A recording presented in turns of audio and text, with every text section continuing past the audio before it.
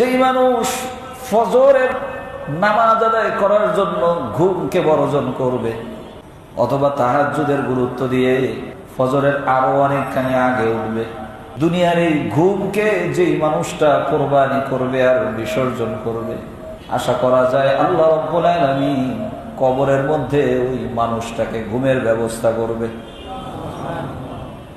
আর যেই মানুষটা দুনিয়ার ঘুমকে বাদ দিবে না আর বিসর্জন করবে না, বরং দুনিয়ার ঘুম ঘুমানোর জন্য তার ফজর কাজা হবে, আশা করা যায় কবরের মধ্যে গিয়ে এমন জায়গা জাগতে হবে কশিনকালেও দুই চোখের পাতাকে এক করার সুযোগ পাবে না।